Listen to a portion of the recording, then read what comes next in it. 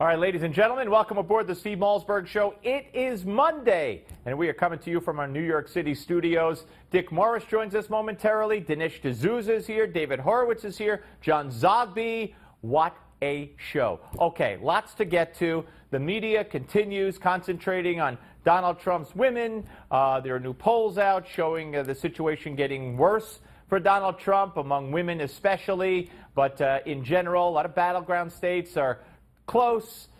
Trump had led in some of them. Now Hillary's leading slightly, or they're a toss-up. So it's getting, push is coming to shove, as they say.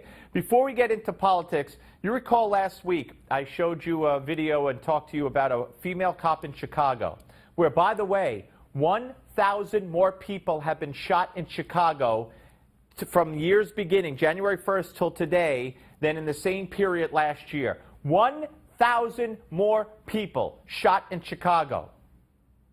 Okay? Just keep that in mind. So a female officer in Chicago didn't use her gun when she had every right to use her gun, because the police chief said she was afraid to use her gun because of the climate in this country against cops. She was beaten severely, unconscious. You're going to see now a video report. I want you to watch.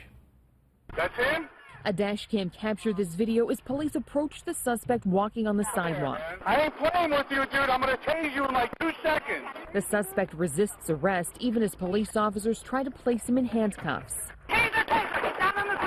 Moments later, a scuffle breaks out, the suspect throwing punches before grabbing the female officer's hair and pulling her to the ground. A closer look shows her head bouncing off the ground. Police say so hard she was knocked unconscious. The body camera of another police officer arriving on scene shows as he tries to pull the suspect from the huddle. He's got to peel his head. He's not letting go. We're tasing him. It's not working.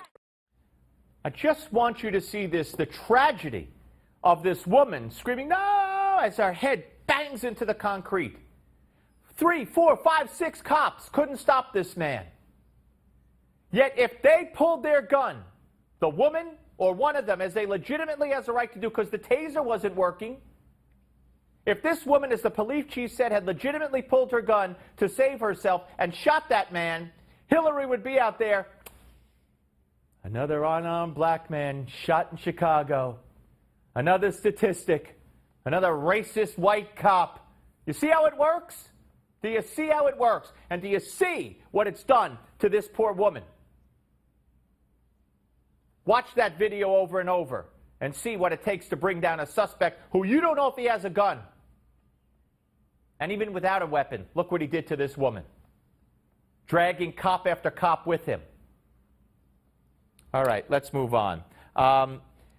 The Republican headquarters in North Carolina was firebombed over the weekend, and I want you to see Brian Stelter, host of the Reliable Sources on CNN. Watch his take on it. So the Arizona Republic getting so many death threats over an endorsement is an example of how overheated the rhetoric is. Another example out of North Carolina today, the firebombing of a local GOP office. Yeah. We have no idea who's done this. We don't know if it's a Republican, a Democrat, a movement. No idea. Could be some sort of extremist, some sort of radical. Hopefully we'll get more information soon. But that kind of action is unacceptable. Yeah, it's Trump's fault. Watch more. We need to have the temperature come down on all sides right now. Unfortunately, Donald Trump is the lead in terms of raising the temperature at this moment in time. Right. Donald Trump is to blame for the firebombing of the Republican headquarters where they scrolled "Nazis go home." Donald Trump was to blame when the maniac rushed the stage. I think it was in Ohio back weeks and months before. Remember that? The guy rushed the stage? That was Donald Trump's fault, too. When Donald Trump supporters are beaten up outside of a rally hall, that's Donald Trump's fault, too. Do you get it? Anything that happens to anyone who supports Trump, anything that happens to Trump, God forbid, it's Donald Trump's fault. And, God forbid, anything happens to the other side, that's Donald Trump's fault, too. You see the media scenario? You see how it plays out? Good. Write it down, because that's how it goes. Now, I want you to see, okay, we have here Hillary.